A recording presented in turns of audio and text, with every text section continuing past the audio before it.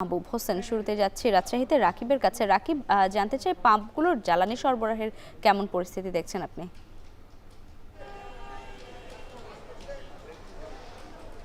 লাইবা, বৈশাখের একদিন ছুটি থাকার কারণে কিন্তু রাজশাহীর যে পাম্পগুলো রয়েছিল সেগুলো তেল পেয়েছিল না। একদিন বিরতির পরে আজকে কিন্তু গতকালকে রাত্রে যে তেলের সরবরাহ সেটি এসেছে এবং আজকে সকাল থেকেই কিন্তু সেটা দেয়া শুরু হয়েছে, যার কারণে দীর্ঘ লাইন কিন্তু আমরা দেখতে পাচ্ছি পাম্পগুলোর সামনে। প্রত্যেকটি পাম্পেই আসলে তেল দেয়া হচ্ছে। রাজশাহী নগরীতে 11টি এবং পুরো জেলায় যে 13টি পাম্প রয়েছে সেই পাম্পগুলোতে কিন্তু তেলের সরবরাহ হচ্ছে। গতকালকে আমরা আসলে তেলের যে পরিমাণ আসলে সরবরাহ তথ্য পেয়েছি সেটা এখন পর্যন্ত আমাদের হাতে যে তথ্য আছে, রাজশাহী জেলায় 13টি পাম্পে আজকে অকটেন 6,000, পেট্রোল 30,000 এবং ডিজেল 85,500 লিটার সরবরাহ করা হচ্ছে। এবং পুরো রাজশাহী বিভাগে 100টি পাম্পে octane 34 metric ton, petrol 133 metric ton এবং ডিজেল 624 মেট্রিক টন সরবরাহ করা হয়েছে। এবং এই সরবরাহকৃত তেল প্রত্যেকটি পাম্পে যদি হিসেব করা যায় রাজশাহী জেলায়, তাহলে প্রত্যেকটি পাম্পে পেট্রোলের পরিমাণ কিন্তু প্রায় 2300 লিটার। অর্থাৎ প্রত্যেক দিনের যে চাহিদা থাকে পেট্রোল পাম্পগুলো নেই, সেখানে কিন্তু 1500 থেকে 2000 লিটার পর্যন্ত চাহিদা থাকে এবং সেটির খানিকটা বেশি রয়েছে। তবে এখন আসলে এই মুহূর্তে আসলে যেই পরিমাণ আসলে চাহিদা এবং রাজশাহীতে যে ফুয়েল ম্যানেজমেন্ট অ্যাপস দিয়ে আসলে যেই তেল সরবরাহ করা হচ্ছে, তাতে প্রত্যেক দিন এক একজন কিন্তু বিভিন্ন টাকার অঙ্কের পরিমাণের বিপরীতে কিন্তু আসলে অন্তর অন্তর তেল পাচ্ছেন। অর্থাৎ কেউ যদি 100 টাকার তেল নেয় তাহলে সেটি একদিন পর, এবং যদি 500 টাকার তেল নেয় তাহলে 5 দিন পর, এবং 1000 টাকার তেল নিলে এক সপ্তাহ পর। সুতরাং সেই জায়গা থেকে খানিকটা নিয়ন্ত্রণে এসেছে। তবে যেহেতু গতকালকে বিরতি ছিল, যার কারণে সবচেয়ে বেশি বিড়ম্বনা আজকে পোহাতে হচ্ছে এই পাম্পগুলো নিয়ে।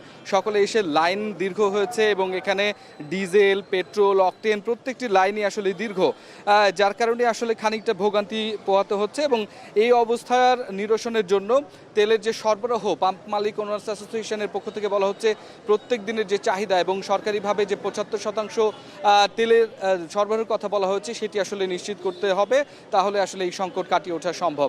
তো লাইবা, এই ছিল রাজশাহী থেকে আমার কাছে সবশেষ তথ্য। রাজশাহী থেকে রাকিবুল হাসান জানাচ্ছিলেন সেখানকার জ্বালানি পরিস্থিতি। এবার যেতে চাই নাটোরে মাহবুবের কাছে। মাহবুব, একটু জানাবেন যে no card no fuel system চালু করা হয়েছে, গ্রাহকরা কি বলছেন এই বিষয়ে?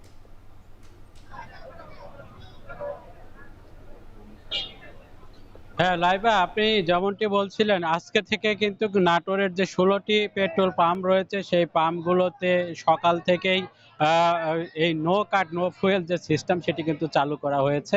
এতে করে যাদের শুধুমাত্র ই ফুয়েলিং কার্ড রয়েছে শুধু তারাই কিন্তু আজকের এই তেল পাচ্ছেন। তো এই মুহূর্তে আমরা একটি মাদ্রাসা মোড়ে যে একটি পেট্রোল পাম্প রয়েছে সেই পাম্পে রয়েছে এবং সকাল থেকে যেটি দেখতে পেয়েছি যে প্রতিটা পাম্পে কিন্তু যে দীর্ঘ লাইন, যাদের কার্ড নেই তারাও এসে দাঁড়িয়েছে, যার কারণে কিন্তু একটু যে বিশৃঙ্খলা সেটি কিন্তু হচ্ছে। এবং তবে আগের চেয়ে যে দীর্ঘ লাইন সেটি কিছুটা কম রয়েছে। এবং যেহেতু গতকাল নাটোরের কোনো পাম্পে তেল দেওয়া হয়নি, যার কারণে আজকে সকাল থেকে কিন্তু যে দীর্ঘ লাইন রয়েছে সেটি কিন্তু ছিল। তবে আস্তে আস্তে এই লাইনটা কমে আসছে এবং যাদের শুধুমাত্র কার্ড রয়েছে, যারা জেলা প্রশাসন নির্ধারিত যে অ্যাপসে আবেদন করেছিলেন সেই আবেদনের প্রেক্ষিতে কিন্তু যারা কার্ড পেয়েছেন তাদেরকে শুধু তেল দেওয়া হচ্ছে। তবে এই পরিস্থিতি হয়তো আগামী আরো 2-1 দিন পরে এটি আরো স্বাভাবিক হবে বলে নাটোর জেলা প্রশাসন জানিয়েছে। এবং আপনাকে জানিয়ে রাখি যে এই কার্ডের বিপরীতে এক একজনকে 700 টাকা এবং 800 টাকার তেল দেওয়া হচ্ছে এবং 500 টাকা পর্যন্ত আমরা তেল দেখতে পেয়েছি। এবং একজন আজকে তেল নিলে 7 দিন পরে তাকে আবার তেল নিতে পারবেন। অর্থাৎ এই যে পেট্রোল পাম্পগুলোতে অনেক সময় যে মারামারি, অবরোধ, বিভিন্ন যে অপ্রীতিকর ঘটনাগুলো ঘটছে এই ঘটনাগুলো নিরসনের জন্য কিন্তু এই ই ফুয়েলিং যে সিস্টেম সেটি চালু করা হয়েছে। এবং আজকে সকাল থেকে আমরা যে পাম্পগুলো সেটি ভিড় দেখতে পেয়েছি এবং যাদের কার্ড রয়েছে শুধু তারাই শুধু তেল পাচ্ছে। এবং এই পরিস্থিতি হয়তো ধীরে ধীরে আরো স্বাভাবিক হবে বলে নাটোর জেলা প্রশাসন জানিয়েছে। তো লাইভে এই ছিল তেল সরবরাহ নিয়ে নাটোর থেকে সবশেষ খবর। জ্বালানি পরিস্থিতির